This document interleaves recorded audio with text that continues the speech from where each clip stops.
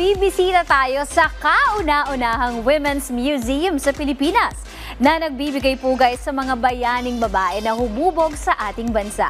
Kaya tara at silipin natin ang makulay nilang kwento dito sa Tipid Trips! Kilala mo ba si Tandang Sora? Ngayong Women's Month, kilalanin natin si Tandang Sora at ilan pang natatanging kababaihan na makikita sa bagong pasyalan at museo sa Quezon City. Biyahe tayo sa Tandang Sora Women's Museum. Si Tandang Sora o si Melchora Aquino de Ramos, no? But commonly known, Melchora Aquino ay isa nating bayani noong panahon ng Katipunan, ng revolusyon. Tandang Sora ay nagsilbing inspirasyon ng museyong ito, no? Lalo na yung kanyang mga katangian na mapagmahal sa kapwa, mapagsilbi, no? So, serbisyo, ang katapangan niya, at saka pinakamahalaga yung kanyang talagang dakilang pagmamahal sa ating bayan. Dahil nga sinabi niya na kung siya daw ay may siyam na buhay, iyan pa rin ay ilalaan niya para sa bayan. Sa history natin, or her story natin, talagang salat sa impormasyon tungkol sa kababaihan.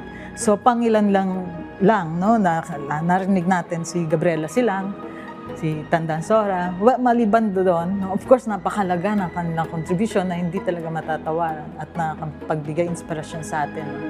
Marami pang kababaihan na hindi na itala sa ating storya ng ating bayan.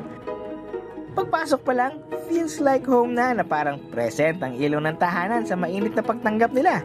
Pero, hindi sa loob ng museo nagsisimula ang kwento. Una muna nating puntahan, ang dambana ni Ginang Melchora Aquino. Ito ma'am, ano po ito ma'am?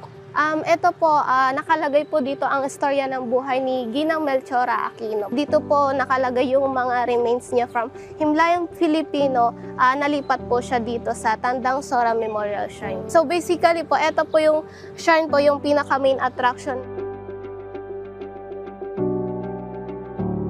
Makikita sa mga eskultura sa dambana ang detalyadong istorya ng buhay ni Tandang Sora mula sa kanyang kapanganakan at kwento ng kabayanihan sa pagtulong sa mga katipunero.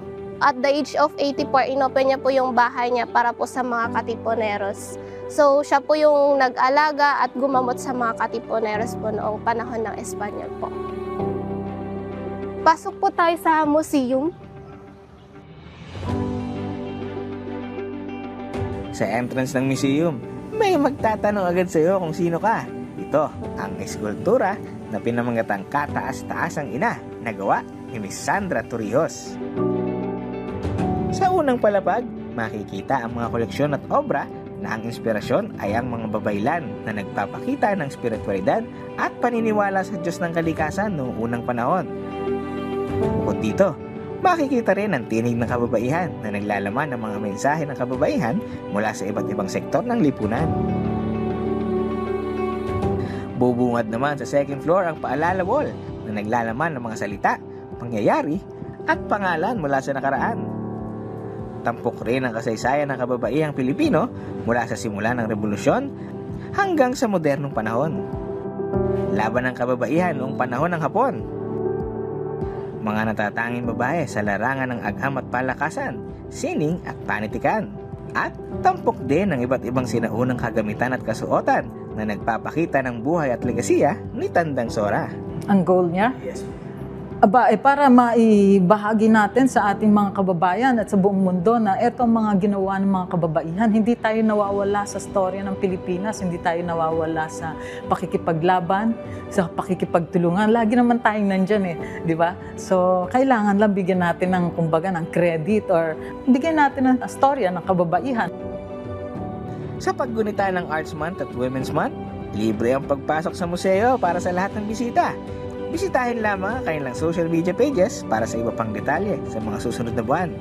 Layunin ng museo na palawakin ang ating kaalaman sa kasaysayan at tagumpay ng kababaihan, isang paalala o baliktanaw sa nakaraan para sa mga natatanging kababaihan.